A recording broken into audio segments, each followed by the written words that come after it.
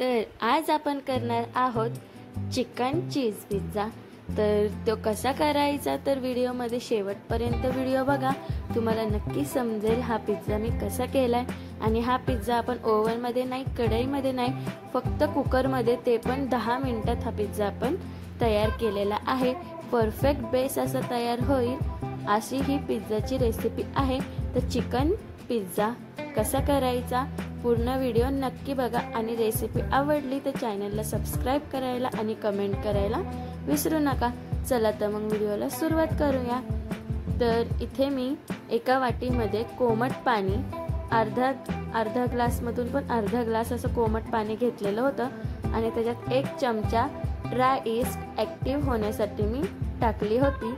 1 चमचा dry east आणि अर्धा चमचा साखर टाकून मी ही ईस्ट कोमट पाण्यामध्ये छानपैकी ऍक्टिव्ह करून घेतली होती। 10 मिनिटांसाठी मी हे ऍक्टिव्ह करण्यासाठी ठेवलं होतं। ते आता मी एका परातीमध्ये ओतून घेते आणि त्याच्यानंतर मी ह्याच्यामध्ये चवीनुसार मीठ टाकून घेणार आहे। जसं आपल्या प्रमाणानुसार मीठ टाकता येतं तसं प्रमाणानुसार मीठ टाकून घ्यायचंय। आणि मीठ टाकल्यानंतर ह्याच्यामध्ये मी 3 ते 4 वाटी मैदा टाकून घेणार आहे आणि हा मैदा मी छानपैकी गाळून घेतलेला आहे, म्हणजे चाळून घेतलाय। तर मी ह्याच्यामध्ये 4 वाटी मैदा टाकून घेते आणि मैदा टाकल्यानंतर आपल्याला हे सगळं ड्राय ईस्ट ऍक्टिव्ह झालेलं आणि मैदा हे सगळं मिक्स करून छानपैकी मळून घ्यायचंय। जसं आपण कणिक मळतो तसंच आपल्याला हे मळून घ्यायचंय। आपल्याला जास्त घट्ट असं मळायचं नाहीये, मीडियम कणिक हे मळून घ्यायचंय। आपल्याला बेस छानपैकी आपला परफेक्ट सॉफ्ट असा रेडी झाला पाहिजे, त्याच्यासाठी कणिक आपल्याला जास्त घट्ट मळायचं नाहीये, सॉफ्ट असं मळून घ्यायचंय। आणि नंतर जसं प्रमाणानुसार पाणी लागेल तसं थोडंसं पाणी टाकून आपल्याला हे पीठ पूर्णपैकी मळून घ्यायचंय।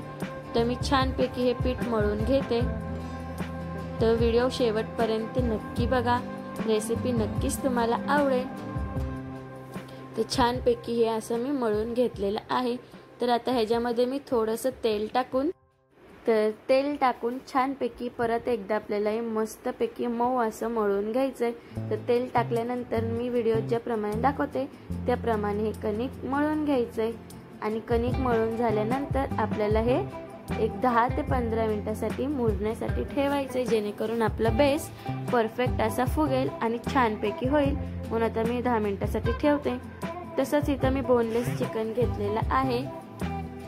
इथं 100 ग्रॅम मी बोनलेस चिकन घेतलेलं आहे। आता त्याच्यामध्ये मी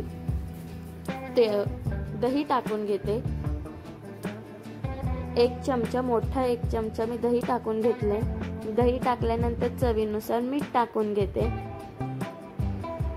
आणि त्याच्यानंतर मीठ, दही आणि अर्धा चमचा मिरची पावडर मी टाकून घेतलेली आहे। मिरची पावडर काही जास्त टाकायची नाहीये, मी फक्त अर्धा चमचा असं टाकलेला आहे। आणि ते मिक्स करून छानपैकी मिक्स करून घ्यायचंय। सगळे चिकनच्या पीसला ते मसाला मिक्स झाला पाहिजे असं मिक्स करून घेते। आणि हे चिकन बोनलेस घेतलेलं आहे आणि आता आपल्याला हे तळून घ्यायचंय। त्याच्यासाठी मी इथं कढईमध्ये तेल छानपैकी गरम केले आणि कढईला पूर्ण साईडने असं कढई हलवून हे तेल मी लावून घेते, जेणेकरून चिकनचे पीस साईडला चिटकणार नाहीत। तर ते छानपैकी आपल्याला चिकनचे पीस तळून घ्यायचे आहेत। मस्त पूर्ण आतपर्यंत शिजेपर्यंत आपल्याला हे पीस फ्राय करून घ्यायचे। तर मी हे पीस फ्राय करून घेते।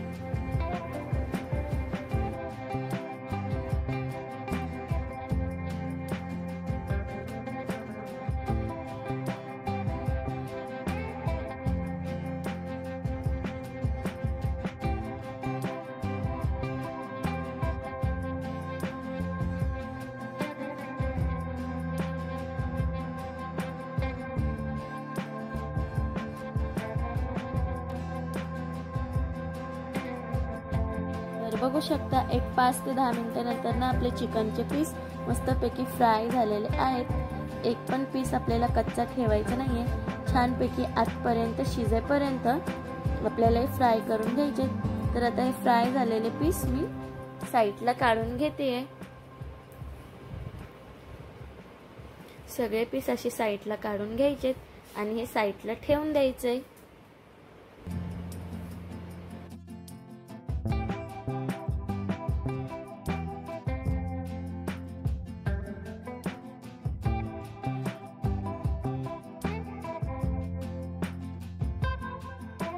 तर इथे बघू शकता एक 10 ते 15 मिनिटांनंतर ना आपलं पीठ सुद्धा छानपैकी मुरलेलं आहे। तर इथे मी थोडंसं कोरडा मैदा असा घेतलाय आणि आपल्याला एक गोळा घ्यायचा आहे। तुम्हाला जेवढी साईज हवी तेवढा मी गोळा घेते। आता आपण कुकर मध्ये हा पिझ्झा करणार आहे, तर कुकरचं भांडं जेवढं असतं त्या भांड्यामध्ये जेवढं बसतं तेवढं साईजचा मी बेस तयार करणार आहे। तुम्ही जर कढईमध्ये किंवा तव्यामध्ये केला तर तुम्ही जास्त साईज मोठी करू शकता, पण आता आपण कुकरच्या भांड्यामध्ये करणार आहोत कारण की भांडं छोटं असतं म्हणून ह्याची साईज मी नॉर्मलच छोटी ठेवणार आहे। तर हा गोळा आपल्याला असा लाटून घ्यायचा आहे। जास्त पातळ लाटायचं नाहीये किंवा जास्त जाड सुद्धा लाटायचं नाहीये, एकदम मीडियम आपल्याला ह्याची साईज लाटून घ्यायची आहे। तर मी व्हिडिओत ज्याप्रमाणे दाखवते त्याप्रमाणे करायचे आणि ही पोळी लाटून झाल्यानंतर मी याच्यावरती असं काट्याच्या चमच्याने असे बीड पाडून घेणार आहे, जेणेकरून आपला बेस परफेक्ट असा आतपर्यंत शिजेल। आणि इथं कुकरचं भांडं घेतलंय, त्याला मी तूप लावून घेतलं होतं, तुम्ही बटर सुद्धा लावू शकता।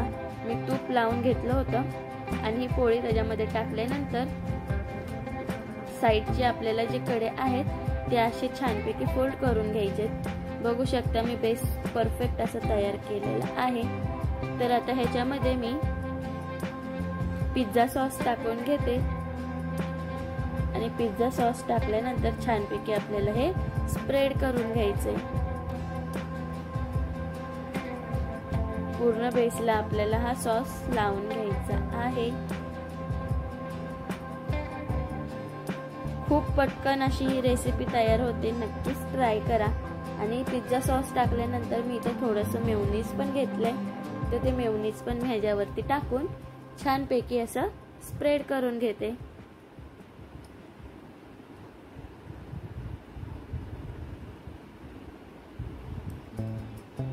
आणि तसंच मी इथं हे स्प्रेड चीज घेतलेला आहे।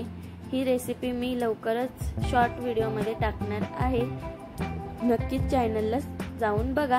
तर हे स्प्रेड चीज मी घरी तयार केलेलं आहे, तर हे स्प्रेड चीज पण मी ह्याच्यामध्ये टाकून छानपैकी स्प्रेड करून घेणार आहे। आणि हे झाल्यानंतर ह्याच्यामध्ये मी कांदा आणि शिमला मिरची अशी कट करून घेतली आहे। तुम्हाला जी भाजी हवी असेल ती तुम्ही टाकू शकता। मी तर फक्त कांदा आणि शिमला मिरची कट केलेली आहे ती टाकून घेणार आहे। तसंच जे चिकन आपण फ्राय करून घेतलं होतं ते चिकन पण आपल्याला ह्याच्यामध्ये टाकून घ्यायचंय छानपैकी।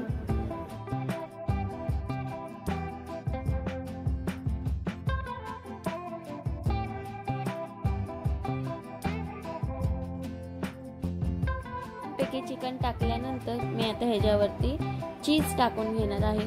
तर इथं मी मॉझरेला चीज घेतलेला आहे, तर ते मॉझरेला चीज मस्तपैकी मी टाकून घेते।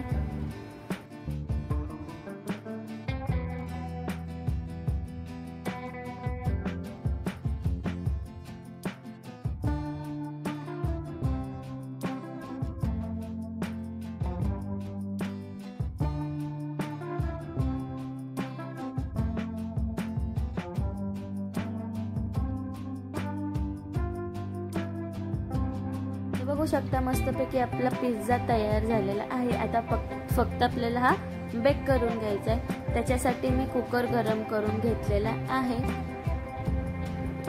तर कुकर मध्ये मी मीठ टाकून घेते। मीठ टाकलं नाही तरी काही हरकत नाही, पण खाली करपल्यासारखा वास येणार नाही त्याच्यासाठी मी इथे मीठ टाकून घेते। तर कुकर छानपैकी आपला मस्त असा गरम झालेला आहे। कुकर आपल्याला छान एकदम कडक असं गरम करून घ्यायचा आहे। तसंच मी गरम करून घेतलंय। त्याच्यामध्ये मी 2 चमचे असं मीठ घेतलंय आणि ते पूर्ण कुकरमध्ये आपल्याला असं पसरून घ्यायचंय। आणि त्याच्यानंतर 2 मिनिटं आपल्याला ते मीठ सुद्धा परत एकदा गरम होऊन द्यायचं आणि ते गरम झाल्यानंतर मी अशी ह्याच्यामध्ये एक वाटी अशी उलटी वाटी अशी ठेवून घेतली आहे आणि त्याच्यावरती आपल्याला कुकरचा डब्बा ठेवून द्यायचा आहे। आणि आता मी कुकरचं झाकण लावून घेते। कुकरची शिट्टी आपल्याला काढून घ्यायची आहे, कुकरची शिट्टी ठेवायची नाहीये। तर मी इथं शिट्टी काढून घेतलेली आहे आणि शिट्टी काढल्यानंतर आपल्याला हा कुकर उघडायचा नाहीये। 20 मिनिटं आपण शिजून घ्यायचंय। तर 20 मिनिटानंतर ना बघू शकता मस्तपैकी असा हा आपला पिझ्झा तयार झालेला आहे। तर मी हे कुकरचं भांडं बाहेर काढून घेते। 20 मिनिटं आपल्याला फक्त कुकरमध्ये ठेवून द्यायचंय। तर बघू शकता कुकरचं भांडं बाहेर काढल्यानंतर 2 मिनिटं आपल्याला ते थंड होऊन द्यायचंय। म्हणजे पूर्ण थंड होणार नाही, पण 2 मिनिटं आपल्याला तसंच ठेवायचंय आणि सुरीच्या मदतीने आपल्याला असं साईडनी त्याला मोकळं करून घ्यायचंय।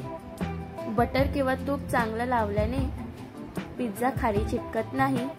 तर बघू शकता छानपैकी आपला हा पिझ्झा फुगलेला आहे। तर तुम्ही ह्याचा बेस बघू शकता, मस्त असं परफेक्ट असा हा बेस आपला तयार झालेला आहे। आणि मी पोळी केवढी लाटली होती आणि त्याचा बेस किती फुगलाय बघू शकता। तर छानपैकी हा पिझ्झा माझा तयार झालेला आहे। तर बघू शकता मस्तपैकी एकदम परफेक्ट असा हा बेस बेक झालाय, तेही कुकरमध्ये। तर ही रेसिपी तुम्ही घरी नक्कीच ट्राय करा आणि रेसिपी आवडली असेल तर चॅनलला सबस्क्राइब करायला विसरू नका आणि कमेंट करायला पण विसरू नका। तर बघू शकता मस्त असा आपला पिझ्झा तयार आहे।